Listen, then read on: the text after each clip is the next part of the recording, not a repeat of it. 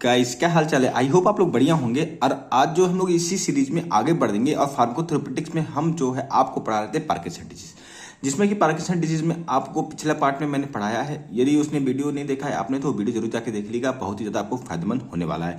जिसमें मैंने आपको इंट्रोडक्शन के बारे में बताया था कि पार्किंसन डिजीज होता क्या है, और जो है इसमें हमने पढ़ाया था कि उसके जो है इटियोलॉजी के बारे में कुछ समझाया था आपको। तो वो सारी चीजें वहां पर आपको दी गई हैं, जाके देखिएगा, बहुत मजेदार वीडियो है। उसके बाद जो है हम लोग पैथोफिजियोलॉजी के बारे में बात करेंगे इसके, कि आखिर पैथोफिजियोलॉजी क्या है पार्किंसन डिजीज के, आखिर क्या रीजन हो सकता है। तो देखिए, बेसिक स्तर पे हम आपको समझाने की कोशिश करेंगे, बहुत ही इजीली आपको समझ में आ जाएगा बच्चों, और आपको एग्जाम में भी लिखने में ईजी होगी। तो देखिए, एक हमारी ब्रेन सेल होती है। मान लो कि मैं आपको पहले आपको इंट्रोडक्शन के बारे में कुछ दे दूं कि देखो, हम इंट्रोडक्शन जो था न्यूरो डिजेनरेटिव डिजीज के बारे में पढ़ाया, वो वीडियो देखना पसंद आपको जरूर आ जाएगा। ठीक है, आप देखिए, इसमें पैथोफिजियोलॉजी के बारे में बात कर ले तो आज हम इस मान लीजिए कि कोई एक कंपनी है। मान लो मैं तो कुछ समझाने की कोशिश कर रहा हूँ, उसके बाद इसको मैं समझाऊंगा, आपको और इजीली समझ में आ जाएगा। मान लो कि एक ऐसी कंपनी है, ठीक है, उस कंपनी में जो क्या है ना कि बहुत ज्यादा जो है वर्कर काम करते हैं। ठीक है, तो उस कंपनी को हम ब्रेन मान लेते हैं, वर्कर को जो है उस ब्रेन के पार्ट्स मान लेते हैं। क्या होता है, किसी रीजन से जो होता है ना कि वो वर्कर जो होते हैं ना कंपनी छोड़ देते हैं, या किसी वजह से जो है उनकी तबीयत खराब हो जाती है, या कहते हैं बहुत सारे जो लोग हैं कंपनी छोड़ देते हैं, तो क्या होगा, तो कंपनी का काम चल पाएगा? नहीं चल पाएगा। ठीक है, कंपनी रुक जाएगी। जो वर्कर थे वो नहीं है तो कंपनी रुक जाएगी, जाहिर सी बात है। एक मैं आपको एग्जाम्पल बता रहा हूँ। ठीक है, तो क्या होगा कि इससे क्या होगा कि बहुत ज्यादा जो है गड़बड़ी आ जाएगी कंपनी में। तो उस गड़बड़ी होने से क्या होगा, कंपनी में गड़बड़ी हो जाएगी तो बहुत सारे जो है दिक्कतें हो जाएंगी, वहां पे कुछ प्रॉब्लम क्रिएट हो सकती है। ठीक है, तो ये सारी चीजें वहां पे हो जाएंगी। ठीक है, तो बस इस चीज को आपको याद रखना है, इस कॉन्सेप्ट को।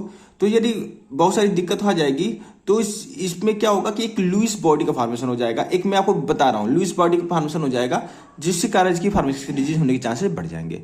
ठीक है, अब इसको क्या है, मैंने क्या समझाया कंपनी को लेकर, अभी हम आपको इसको फिर से बताएंगे। ठीक है, तो देखिए, पार्किंसन डिजीज में होता क्या है। पार्किंसन डिजीज में बेटा क्या होता है कि ब्रेन के अंदर जो होता है ना, डोपामिनर्जिक न्यूरॉन्स होते हैं, जो कि वो डैमेज कर जाते हैं, क्योंकि ये डोपामिन सिक्रीट करते हैं। ठीक है, अब डोपामिन सिक्रीट नहीं होता क्या होगा, पार्किंसन डिजीज हो जाएगा, जैसा कि मैंने पिछले वीडियो में आपको बताया था। ठीक है, तो इसके दो कारण हो सकते हैं। पहला कारण तो मैंने बताया कि डोपामिनर्जिक न्यूरॉन जो है आपके डैमेज हो जाएंगे, और डैमेज होने के बाद डोपामिन प्रोड्यूस नहीं कर पाएंगे, और उसके कारण जो है पार्किंसन डिजीज होने के चांसेस रहेंगे। दूसरा रीजन ये हो सकता है कि कुछ इन्वायरमेंटल फैक्टर कॉज हो सकते हैं। बहुत सारे इन्वायरमेंटल फैक्टर होते हैं जो कि ये कॉज कर सकते हैं। ठीक है, जिसमें कि हेड इंजरी से लेकर बहुत सारी चीजें मैंने बताई, टॉक्सिक मैटर ले लिया हो या मेडिकेशन जो हो, ये सब चीज हो सकती है, जो कि मैंने आपको पिछले वीडियो में बताया है बच्चों। दूसरा, जीन भी हो सकता है, जो कि मैंने आपको समझाया थी कि जीन भी बहुत बड़ा कॉज होता है। ठीक है, तो ये सारी चीजें हो सकती हैं जो कि ये कॉज करते हैं। तो पहला रीजन तो आपको समझ में आया। दूसरा रीजन जो है, ये सब चीजें होती हैं तो ये क्या करेंगे कि एक प्रोटीन होता है बच्चों, जो कि जिसको हम लोग कहते हैं अल्फा सिन्यूक्लिक प्रोटीन। ठीक है, वो क्या होगा, खराब हो जाएगा, डिजनरेट कर जाएगा। डिजनरेट करने से क्या होगा, ये प्रोटीन जो है क्या करेगा, आपस में मिलकर जो है एक कलम बना देंगे। ठीक है, उसका ठीक है, ये लिखा है गड़बड़ हुआ। ठीक है, ये जो प्रोटीन था गड़बड़ हो गया, अल्फा सिन्यूक्लिक प्रोटीन। अब गड़बड़ होने से क्या हुआ कि ये जो गड़बड़ होने से क्या हुआ, protein that become toxic and start forming, एक कलम बना लेंगे, जिसको हम लोग लुइस बॉडी कहेंगे। यही लुइस बॉडी जो होता है पार्किंसन डिजीज करने का काम करेगा। ठीक है, बहुत ही एग्जांपल दो बताया है मैंने, एकदम याद रखना, ज्यादा घुसना नहीं है हमको इसके अंदर, पूरा एनाटॉमी फिजियोलॉजी में नहीं घुसनी है, दो मोटा मोटा चीज याद रखो।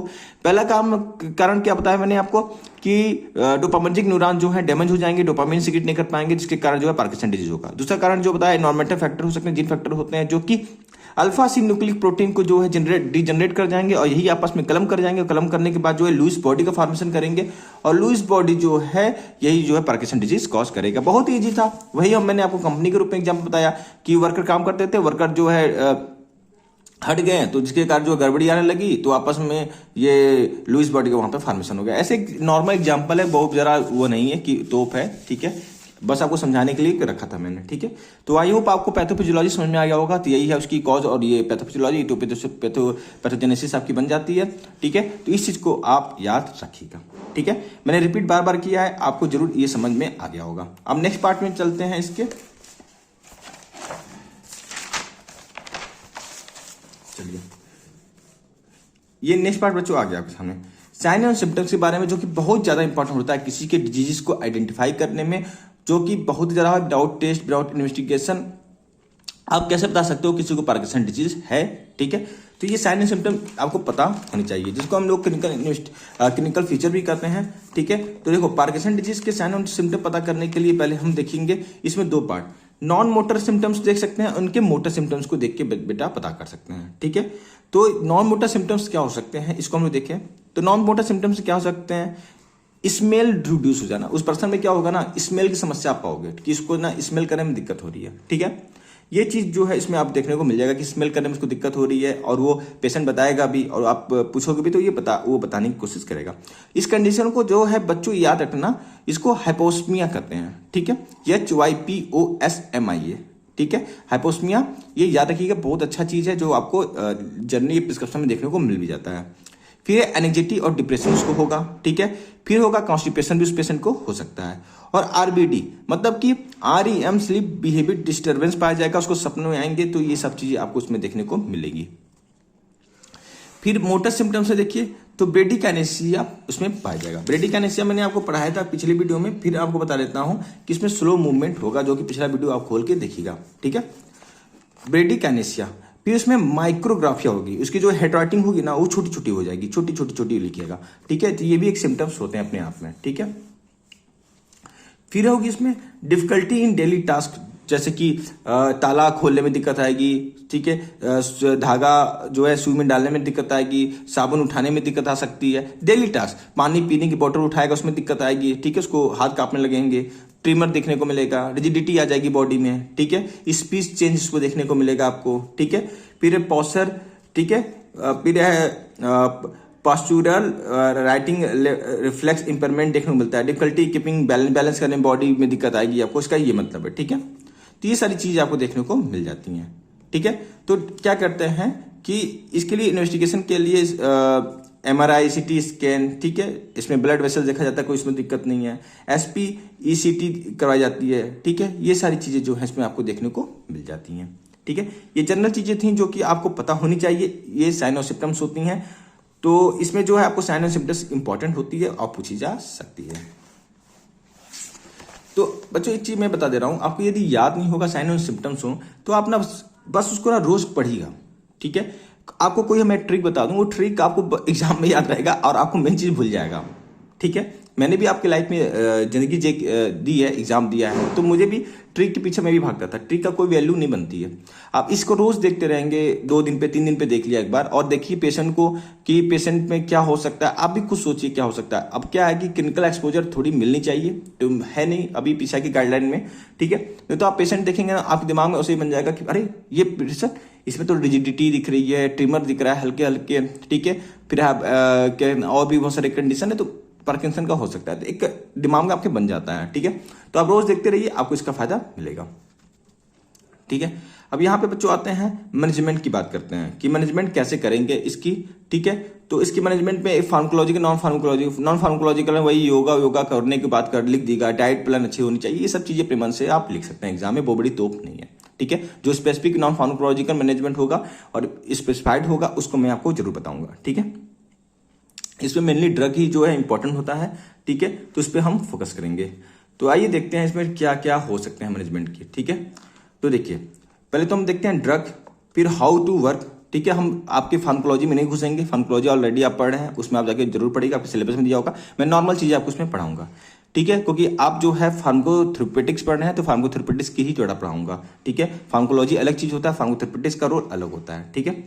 इफेक्टिवनेस इसकी क्या हो सकती है, कॉमन साइड इफेक्ट, और स्पेशल नोट्स कुछ ऐसी है जो कि स्पेशल पॉइंट में बताऊंगा, जो कि अलग तो कुछ हो सकता है, ठीक है। इसको आराम से पढ़िएगा, आपको एक एक चीज समझ में आ जाएगा, ठीक है। इसमें ज्यादा आपको घबराने की बात नहीं है, अगर ऐसे नोट्स लिखिएगा तो आपको ज्यादा फायदा देखने को मिलेगा, ठीक है। तो पहली ड्रग जो है बहुत ही इंपॉर्टेंट है, लीवोडोपा के नाम से सब लोग जानते हैं, हम भी जानते हैं। लीवोडोपा बहुत ही ज्यादा इंपॉर्टेंट होता है, जो कि प्रिकर्सर होता है डोपामिन का ही, ठीक है, जो कि इनएक्टिव फॉर्म में होता है, ठीक है, जो बॉडी में जाके एक्टिवेट फॉर्म में कन्वर्ट होता है, ठीक है। अब जो है इसके इफेक्टिवनेस के most effective reduce the akinesia and rigidity, ये दोनों ही को रिड्यूस करने में इसका उपयोग होता है, ठीक है। कॉमन साइड इफेक्ट की बात करें तो ये जो है नोजिया वोमिटिंग, देखिए मोस्ट ऑफ द ड्रग ये कॉज करते हैं, ठीक है। हालुसिनेशन भी कॉज करता है, ठीक है, और डिस्काइनेसिया भी कॉज करता है। ये इसके कॉमन साइड इफेक्ट आपको देखने को मिलते हैं। फिर बात करें स्पेशल नोट्स की, तो ऑफ्टन, ठीक है, प्रिफर्ड चॉइस कंबाइंड, इसको प्रिफर्ड चॉइस होता है। इसको जो है डीकार्बोक्सिलेज, ठीक है, डीकार्बोक्सिलेज इनहिबिटर के साथ इसको कंबाइन करते हैं। Not typically recommend as initial month, ठीक है, ठीक है, ये यहां तक है, यहां पे, ठीक है, यहीं तक है। इसको डीकार्बोक्सिलेज इनहिबिटर के साथ जो है कंबाइन करके देते हैं, ठीक है। तो ये जो है इंपॉर्टेंट होता है। फिर आता है नेक्स्ट ड्रग के बारे में बात कर ले, तो आपका आता है डोपामिन रिसेप्टर एगोनिस्ट, ठीक है। अब ये क्या होता है इसके बारे में हम लोग देख रहे हैं एक बार। तो देखिए, यह मिमिक द डोपामिन, डोपामिन का मिमिक ही होता है, ठीक है, उसी की तरह होता है कुछ something effect in the brain and intended to the delay है लिवोडोपा एंड मोटर कॉम्प्लिकेशन, ठीक है, ये इंपॉर्टेंट करता है।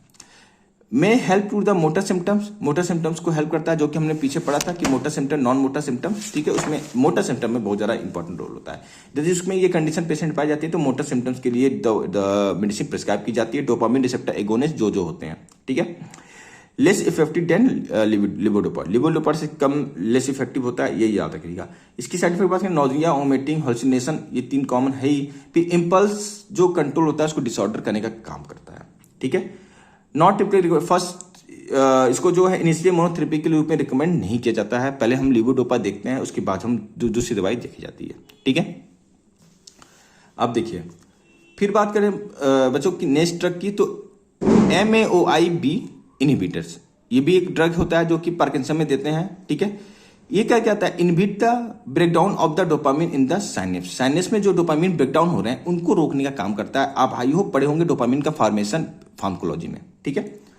ये मॉडेस्ट इफेक्ट होता है इसका, और जनरलाइज वेल टॉलरेट होता है, ठीक है, साइड इफेक्ट नहीं है, ठीक है, जनरलाइज वेल टॉलरेट होता है बस ऐसे ही, और नॉट न्यूरोप्रोटेक्टिव, न्यूरोप्रोटेक्टिव पर नहीं होता है, ये चीज याद रखी रहेगा, ठीक है। फिर नेक्स्ट एक बात कर लेते हैं, COMT इनहिबिटर। COMT इनहिबिटर क्या होता है, involve in the prefer breakdown of the levodopa, ठीक है, मॉडरेट इफेक्ट होता है, ठीक है, नोजिया, डायरिया, ये सब कॉज करता है। अब देखिए इसके अंदर छोड़िए, ये छोड़िए, यहाँ पे इंपॉर्टेंट पार्ट है, उसको हम देखें। इसमें 3 तरह के ड्रग होते हैं COMT इनहिबिटर्स में, ठीक है, ये आप पढ़े होंगे फार्माकोलॉजी में। इंटाकेपोन, ठीक है, ओपिकापोन और टोल्कापोन, ये 3 ड्रग होते हैं, ठीक है। इटाकापोन, ओपिकापोन और टोल्कापोन। आप बार बार इसको रीडिंग करेंगे तो आपको याद हो जाएगा, ठीक है, वो बड़ी चीज नहीं है।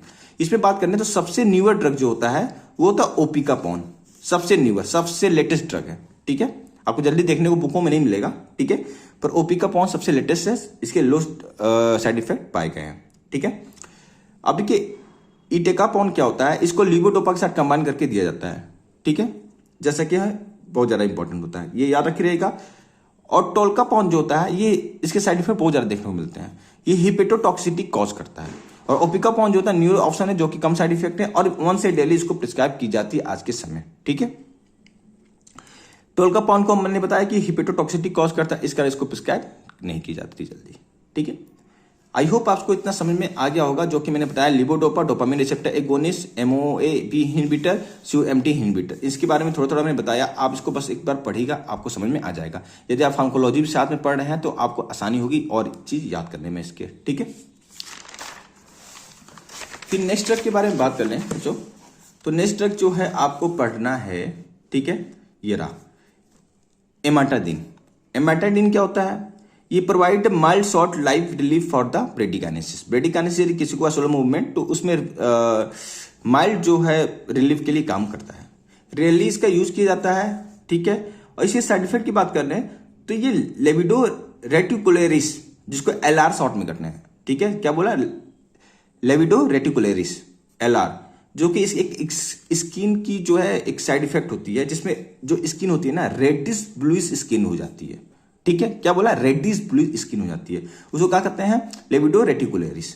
एक होता है पेरिफेरल ओडेमा कॉज करता है, और डेलिरियम भी कॉज करता है। तो ये इसके कुछ साइड इफेक्ट होते हैं। एंटीकोलोरेजिक ड्रग आज के समय यूज नहीं किए जाते हैं, इसका लिविटिक इफेक्ट है, ठीक है, और ब्लर विजन, कॉन्स्टिपेशन और ड्राई माउथ करने का काम करता है। करंटली इसका यूज नहीं किया जा रहा है, ये बहुत ही लो अमाउंट में किया जा रहा है, ठीक है। अब देखिए सर्जरी भी कुछ प्रिस्क्राइब की जाती है, यदि ठीक नहीं हो रहा है तो सर्जरी से भी कुछ ठीक करने की कोशिश की जाती है। बस नाम के लिए हम लोग पढ़ लेते हैं कि याद होना चाहिए एक दो ठे, डिस्ट्रक्टिव न्यूरो सर्जरी और स्टीरियोटैक्टिव सर्जरी। ठीक है, दूसरा है टारगेट फॉर द स्टीरियोटैक्टिव सर्जरी, जो कि बताया मैंने। थेरेपी की बात करें तो इसमें फिजियोथेरेपी, ऑक्यूपेशनल थेरेपी और स्पीच थेरेपी भी दी जाती है according to your prescription. I hope आपको दोस्तों इतना समझ में आ गया होगा। देखिए इसमें जो है आपको इजीली कुछ नहीं समझ में आया तो आप जो है पहले ड्रग याद करिएगा, ड्रग याद करने के बाद जो है इसके बारे में याद करिएगा थोड़ा थोड़ा। ठीक है, थोड़ा थोड़ा याद करने के बाद साइड इफेक्ट थोड़ा थोड़ा देखिएगा और कैसे कैसे ये लिखा हुआ है। इतना आप ऐसे चार्ट बना के लिखेंगे, आई होप आपको 10 में से 10 मिलने वाले हैं, इसमें कोई डाउट नहीं होने वाली है। ठीक है, तो दोस्तों कैसा लगा वीडियो जरूर कमेंट बॉक्स में बताइएगा, और आपको यदि वीडियो रिलेटेड कोई भी जो है कमेंट करना है तो आप उसको नीचे कमेंट करिए, मैं इसको सीरियसली लूंगा, उसके ऊपर काम जरूर करूंगा। ठीक है, तो दोस्तों आज के लिए इतना ही, फिर मिलेंगे नए वीडियो के साथ, और नए वीडियो में जो है आपको मैं अल्जाइमर डिजीज के बारे में पूरा डिटेल में पढ़ाऊंगा। ठीक है, ये पार्किंसन डिजीज आपका खत्म हो गया। Thank you.